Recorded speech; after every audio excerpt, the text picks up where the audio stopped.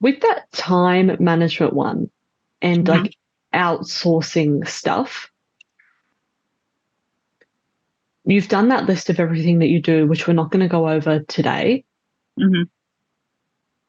but there's a bit of a balance here. The first thing that I find people get value from, which doesn't cost any money, and we'll cover this. Actually, I'll send you a specific video on it. Let me make a note. I think the thing that people, and that certainly I spent a long time confusing myself with, is putting time into things that don't really give us a return, like stuff that we think matters but doesn't. So, like an easy example is social media.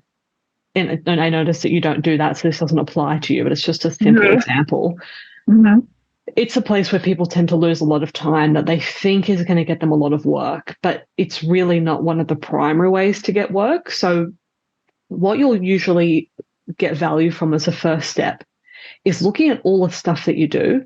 And then when you understand what stuff that I do actually makes me money, and really looking at, okay, how can I just focus on those things initially? And some stuff you just literally don't need to do.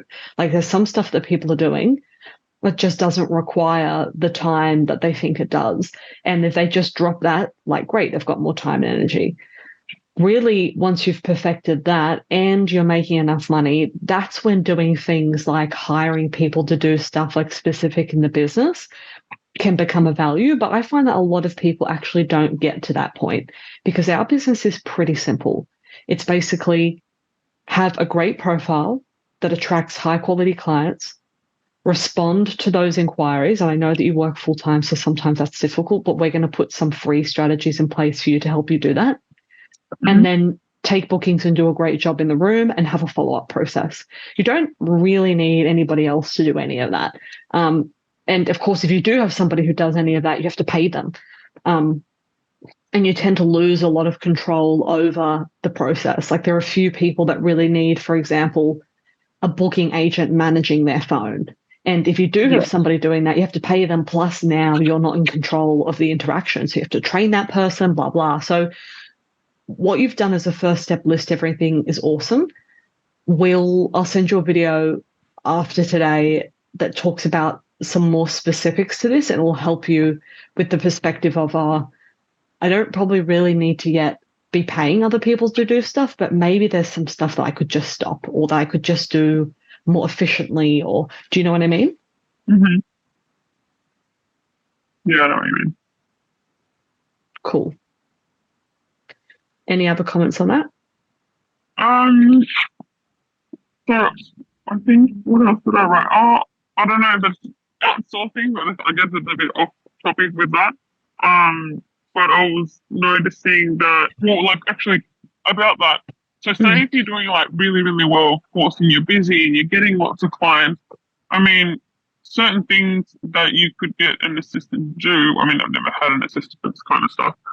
But when you're like making, I guess enough, let's say bank, and you're busy, the things, there are some things that people can really help with. I don't know, take care of like little bits and pieces of administration, maybe like cleaning up your diaries. I know, I guess I'm a little bit organized, but let's say tidying up who your regular clients are, making any notes on that. Like, I guess just silly little admin things that one could note that someone might need help with. But I agree with you in the sense that you don't really need one. I mean, like I manage everything myself with SB, but if I see some girls that have like multiple platforms, I'm sure they can be a little bit overwhelming on managing all those accounts.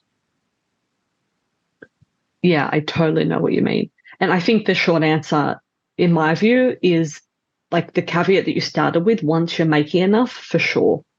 Mm-hmm. Or if you're particularly time poor, or if there's some other aspect of the business that you can really get value from. So, like, for example, people who work with agencies or who have like a booking agent who manages everything and provides the in-call. I mean, usually people pay like 40 to 50% of their earnings, but for some people, that is the best way to go. It means that they don't literally do anything but show up for the booking. They don't manage the profile, they don't communicate with the clients, they don't have to take care of or pay for the in-call location. It's just there. So yeah, there's so many variations of this. I just always caution jumping ahead to spending money on stuff before we get the basics down pat. And in your case, I think, and this is the case for most people that I work with, the focus is really the marketing and branding, getting more clients in the door. Like, you look great.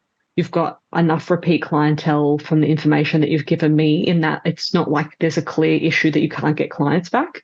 Like, sometimes I talk to people and they never get any repeats. And it's like, okay, well, we've got a problem here. Like, something happening in the room that is causing that to happen. So we need to work on that. And that could be the case that they're actually getting new bookings, but they just never keep any. So they're constantly working to get new clients. There's always kind of like a step-by-step process here. Yeah. Does that make sense? Mm-hmm. If you want to learn more escorting tips, just click the link below this video.